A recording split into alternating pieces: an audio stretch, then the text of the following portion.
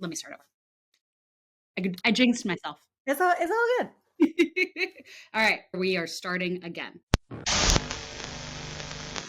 Hey everyone, great to have you here. We are here at Waymark's Off the Record, where we sit down with cutting edge leaders in media to go over the lowdown of what you're seeing, how we're navigating this moment in time, and where we think the future of media, advertising, and tech are going.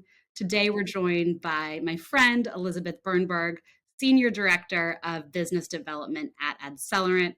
Elizabeth, thank you for joining us. I'm so excited to chat. It's great to have you. Oh my goodness. Thank you, Jenn and Waymark team. Really appreciate the invitation just to be talking about, what we love most, right? What we talk about every day, but we're truly passionate about. And it's fun to kind of bring this all to a head since we've been able to connect in other spaces before, right? Being on panels and meeting each other at conventions and conferences. So really appreciate the time. Glad to be here. Yeah, we're so excited. Elizabeth joins us with nearly a decade of experience in digital selling, specifically, and 5 years at AdCellerant. So, Elizabeth, maybe we start off with how you got to AdCellerant. What kind of brought you to the tech side of things from being a digital seller? Absolutely. I think if we go way back in my time machine, right, to when I was making mixtapes and burning CDs in high school and in college, whatever you can do in tech in the 90s, I loved it. I love that connectivity, right? And being able to bring people together, across something that wasn't so tangible, but it was, right, at the same time. I found my way actually working for print, right, for the Denver Post here, of course, in Colorado. And that's really where I got my footing with digital. They had some fantastic capabilities and solutions in place. And really that's where I developed my interest, curiosity, and just decided to dive in full tilt into all things digital. And as my career progressed into broadcasting, television, and radio, it was always from a digital standpoint. And the fun part is I actually worked with AdCellerant's CEO and COO, a couple of our other executive leaders at the Denver Post. So we all have, ink in our veins, as we like to say. And, we stayed in touch, right? We stayed close and in touch. I actually ended up being a partner and working alongside AdCellerant from a broadcast standpoint. And about 4.5 years ago, we were talking like, why don't we just do this, right? Why don't we just make this official? You come over on this side. And I said, that sounds like a great idea. I've been drinking the Kool-Aid for so long. I'm happy to start serving it too. So my digital experience, though, it's been wild. I mean, probably pushing 17 years collectively. I know I look 25, but I'm not. I've been in the space for a while, and obviously it's been changing drastically, day after day, and in such amazing ways, right? And AI and video and content has really kind of catapulted a lot of what we're doing on the AdCellerant side. So yeah, I'm happy to be a part of it. Yeah, absolutely. You kind of teed me up for exactly my next question, which was give our viewers an overview of AdCellerant. I know many of them are going to know who you all are from being a leader in that digital space, but why don't you run us through how you work with media companies and agencies, and then maybe we can get into where we are seeing some of those changes after that. I love it. And absolutely, it's what I do every day. At the crux of what AdCellerant does, we end up supporting SMBs, small businesses, Main Street America, and giving them access to these amazing digital products and capabilities and solutions that we're typically known for Madison Avenue, right? For these New York agencies. So we're bringing that tech, that support, those capabilities through our partnerships, right? With media organizations, whether it's broadcast or print, or of course, agencies, out of home, you name it. We're able to bring that experience to Main Street America through our tech suite, through our partnerships with these local media providers, and really help them, further support the sustainability model for these local businesses. And we offer, all of those digital solutions from the third-party standpoint, programmatic, video, SEO, SEM, you name it. And our tech suite is slick and just as amazing as anything, really oversees that entire process. But the real flame that brings it all together is people power. That's what I always refer to it as. Tech is cool, but tech is a teammate. And I feel like at AdCellerant, we have the best of both worlds, best team, best tech. I love that. And I love that. And it's one of my favorite things about the relationship between AdCellerant and Waymark is we both have this Main Street focus, right? We partner with large entities, have great media partners, but at our core, we're here to serve the local advertiser and help that business that maybe has thought they've been locked out of digital or potentially video advertising in a way that they haven't been serviced through tech before, but we're both wanting to keep humans in the forefront and involved in that process because that Main Street America, they are mom and pop shops. They're very human focused and they want the tech to support them. Exactly. They're the heartbeat of our economy, right? And when you think about it, I love that we're helping these businesses figure out again that sustainable model, what their strategy is going to be like for 3 years, for 5 years, and giving them access to the tools for them to be successful, to continue to be around and, helping those local communities. Yeah. So on that note, one of the opportunities that we see here with our platform and our partnerships is making advertising accessible to these local businesses, right? Specifically the creative side. So, where do you see the opportunities for small local businesses that are wanting to advertise in a big scale in today's media landscape? Yeah, shoot. I mean, so much is accessible, but I think it's overwhelming for these small businesses. They're going, where do I go? How do I start? Who can really help me? Again, people aspect, which is why, we work so closely and effectively with local media companies, right? They have their finger on the pulse of the local community as it relates to these businesses.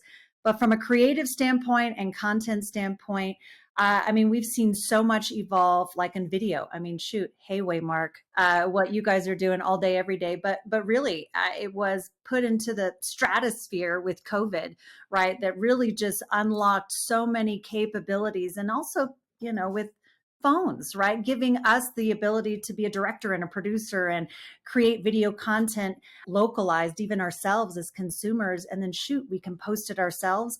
That, I think, from a creative standpoint, that's really got local advertisers and any size advertiser thinking about what they can do and how they can leverage this kind of communication piece, right? This kind of channel to Right. their consumers. So I think that we're just like scratching the surface right now with what we're doing. And it's a lot, right? From OTT and CTV and what's happening on YouTube. And don't forget social media. There's just a lot of different angles and channels and pathways from a creative standpoint and content standpoint that these local businesses can really continue to differentiate themselves in the Yeah. market, but continue to reach not only their core clients, but continue to evolve and reach new customers as well. Yeah. And I know you guys do a lot of targeting, a lot of geofencing. You're helping those businesses reach exactly who they're wanting to speak to. So, maybe what are some of the challenges that people face when they're identifying those target markets or trying to get those ads in the right Yeah, fit? I love that question. I used to be on the streets myself talking to that business owner, and I think we've made digital at the beginning sound so confusing and more confusing than it had to be, right? It has its own jargon and acronyms and language, and good Lord, business owners are going, how do I understand all this stuff? I just want to make sure I'm putting the right ad in front of the right person. But it's important from the seller's standpoint when you're talking to that local business about that audience, Mhm. right? Yes, we can target that left-handed, red-haired golfer in this little zip code. You betcha. We have got you covered. Is that going to generate the kind of scale and scope and results that you want your marketing budget to attain? Mhm. So I think that's also an opening for local sellers from a marketing standpoint to be more consultative rather than, just take everything literally word for word from the client. The client is looking to you for support, right? They only know what they know. Hey, this is my perfect audience, right? So that's when we come in and say, what if we take a step back? How about looking at casting a broader net, right? To ensure that we are still very purposeful Mhm. with our targeting. It's relevant. They're in market for the products and services. They mirror a lot of the psychographics and interests that align with your product, with your service, the whole nine yards. But let's not shoot ourselves in the foot by getting so specific. And that's the beauty of digital. You're able to kind of start with a good foundation Yeah. and then optimize, right? And then kind of move and adjust and finesse where you see that engagement from a targeting standpoint on the other side. Yeah. And one of the things that I love to think about when we think about creative and assets for these local businesses is the reach that potentially a single piece of content can now have with Yeah. the inventory that exists between CTV, OTT, addressable, digital, pre roll, right? All of those singular assets can be leveraged so many different ways and at a national or local scale Yeah. for really any business. And it's so cool to see that progression from when it was truly a Yeah. I mean, more, there were three main players. Yeah. yeah, It was yeah, print, radio, television. There you go. yeah. And now these big brands have to think about, all right, maybe I want to be on a streaming platform. Maybe that's a great Yeah. place for someone to see my content and drive that foot traffic through the door essentially. Absolutely. And I think it's also important to note in terms of continuing to support any brand, it's still about audience, y'all. Hmm. It's still about putting the right eyeballs, the right ears, the right message in front of the right audience. Our channels are changing, and they should be changing, right? This isn't 1950, this isn't 1960, this isn't 2000, right? Yeah. This isn't 2010. We need to be continuously evolving that methodology of connecting with audience. And I think that's where you get into the omni-channel approach, Hmm. right? Video, with social, with search, with all of these other things are important because us lovely consumers, we are fickle. Man, we have an attention span of a squirrel, and we're hopping everywhere. And it's the job of the marketer in this ocean of options and targets and detail and reporting. It's our job to make that complexity simple. Yeah, yeah. And I kind of love how you said it's not all these different decades, right? We are in 2024. There's a lot of things changing in the industry right now, one of which is AI. I mean, Waymark's an AI company. We bring that to the Absolutely. front of our product. I'd be curious, how are you guys thinking about AI Oh, strategy? totally. Is it coming into your platform? Are people asking about It's it? been there. That's the thing. That's the cool thing about it. It's been around. I feel like it started becoming more, table dinner Become conversation. yeah. Totally. Right. It's become more dinner conversation, like with Chat GPT. When stories came out on that, okay, this is now being launched. That then was like, oh God, AI is here. And oh my God, what are we going to do about it? AI's been here for a long time. Mhm. It helps create a really great foundation, especially when you look at the optimization side of digital campaigns. It's a great baseline for learning, Mhm. right? Then we have our team, again, the human element, the people power that are able to come in there and take those nuggets that tech can't find, right? People find that and then apply it to a campaign, to a strategy for an advertiser. So we've been using it forever. And, we absolutely have it in our roadmap to continue to evolve our tech suite. Mhm. This is stuff that has to be a part of a digital infrastructure in terms of, the digital sales process, Yeah. because this is, again, back to the evolution. We're in 2024, right? AI is just a part of what we do, and it should always be used, even, as AdCellerant has always used it, as a resource. Mhm. This isn't the main player. This isn't the end all done all and then people are away. It's foundational, it's a resource. Let us tweak it and learn from it, but absolutely apply it to what we're doing in our business and in our tech. Yeah, and we think of it as a tool. I mean, we've had it in the back end of our product, but now we brought it to the forefront, and people are more excited. They see it. They understand what it actually does, and not just that it's something in the back that's making everything progress here. But how do you think sellers on the street should interact with it? Yeah, outside of the tools? Is it something that they should be bringing to brands? Is it something that they should publicize that they are using in their sales process? absolutely. I think absolutely. We've got we've got to be in today and now and have that mindset and have that open mindset, because if we don't, that's not supporting and servicing the client, right? Mhm. And what they need to be, again, the word sustainable, right? So from a seller's perspective, I mean, there are killer tools out there. What are some ways to work smarter, not harder? And it's okay to bring that to the table with your client, right? I Mhm. was doing some research on your industry, on the HVAC industry or plumbing, and I found out these key elements. Of course, make sure that you're, checking some of those elements. But man, it's helped create really fantastic conversations for our partners and the sellers that are, leaning into AI tools with their clients. And it's helped us be more consultative. This is how you're able to kind of bring it 360. So don't be afraid of it. I heard you say consultative in this sales approach, right? Like we hear that constantly when we are working with sales teams and we're pitch with creative, right? But that's part of that consultative process with Absolutely. these small brands. So, what do you think is a gold standard rule that still applies today in this world where it is easy to lead with creative, easier than ever before, when we are required to be consultative in every conversation as early as the first discovery conversation? Yeah. Creative and having that in your back pocket, that leads to discussion, right? That leads to conversation, that leads to questions.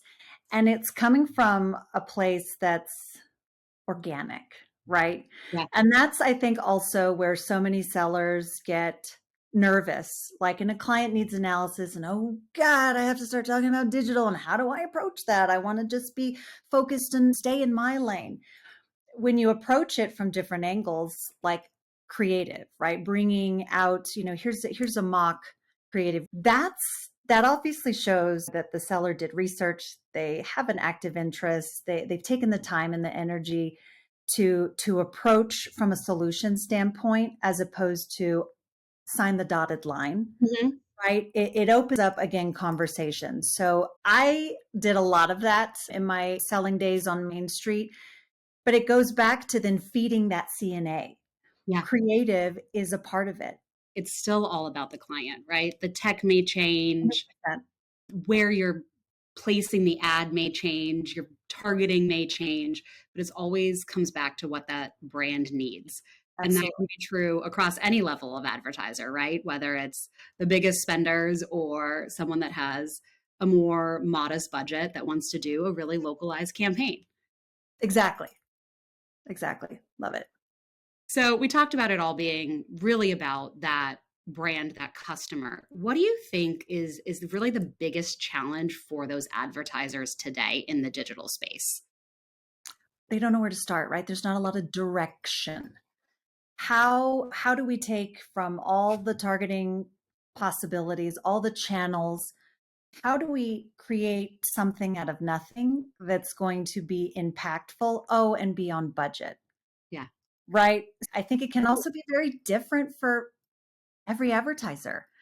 Their challenges and their fiscal approach to marketing, that can be incredibly different than others. Yeah, we hear a lot about creating the right mix on budget, Yeah, right? Like maybe maybe we jump in and see if there's like a success story that is the right mix for a small local brand. I know a lot of the tech powers that, but yeah, how do you guys think about, hey, this is really the right mix of where we're going to place all this content for a small brand? absolutely. I love that. Two ways. So first and foremost, everyone should always have case studies, right? Proof of performance. How are we showing that this worked for a like advertiser? We've got zillions of case studies from tons of different verticals. So that should be something that sellers should always lean into and present to an advertiser. They want to know that they're not the first one entering into an unknown land, right? That it's been done before many times over and successfully. Mhm. Right. So that kind of helps put together, good strategy, omni-channel approach, good blend of products if you're using those case studies. At AdCellerant, we also proactively provide a lot of our own business intelligence from the Mhm. hundreds of thousands of campaigns that we're running across our partners, right, across the US and working with their clients. We're able to tap into that data. And so when a partner says, hey, gosh, Elizabeth, we've got this education client and they're in this size market and they've got a new department here and we've got to boost up our recruitment efforts. What's gonna work? Help me, right? I don't want to throw spaghetti at the wall and see what sticks and waste money. No. So we're able to go back to our data and through our campaigns, our analytics, and look at, all right, what are some best practices for education in this kind of department, in this size market? What did we run? Because I guarantee we've run something like that. And we're then able to provide proactively. Here's a great blend of products, right? Maybe it's video with search and SEO. And then here is also how we would allocate the budget too, right? Based on the goals and objectives of the client. So two-pronged approach, right? Case studies, using what has worked, tapping into those success stories and having them be your guiding light to help at least that initial recommendation for the client. And then use a partner that has data and that business intelligence that can really create something meaningful from analytics as opposed to just gut feeling. And I think that's one of the things that we are most excited about at Waymark in the future of AI and how the industry is going to continue to progress over the years is that mix of data with creative. And the Absolutely. sky's the limit on what's possible there. I think we have a little bit to go, but we're super excited about continuing to progress that possibility with the power of AI and localization Absolutely. data from really, really cool partners because targeting today is pretty easy. Budget, it's difficult to manage, but it's pretty easy. Creative is still really hard. So getting that Yeah. mix with that data in there is something that excites us and we're hoping that we can build on here in the future. And I'm so glad y'all are taking the bull by the horns with that too, because it's needed, right? Like, and now consumers, I mean, me included, we want a one-to-one conversation with the brand. We want them to know us, right? Yeah. And I think that's important for even SMBs to recognize. It's branding and awareness, absolutely. You've got to have that. But when it's coming down to conversion and really transactions and making the needle move, it's got to be one to one. And I think video, I think creative, and with the data fueling that, that helps create that message, really personalized, customized message. Yeah, it's been great to hear everything from media to advertising to tech. It's all still converging right around the end client, right around the brand. It doesn't matter the field. It's always about that buyer, that client, and who they're trying to target. Thank you so much, Elizabeth, for all of your insights. Maybe if you're willing, let's leave the audience with one golden rule of digital selling that you've lived by in your career. Ask more questions. There you go. I love it. Always ask more questions. All right. Well, thanks, Elizabeth. We'll talk soon. Thank you, Jenn and Waymark. This has been a pleasure. Appreciate you all.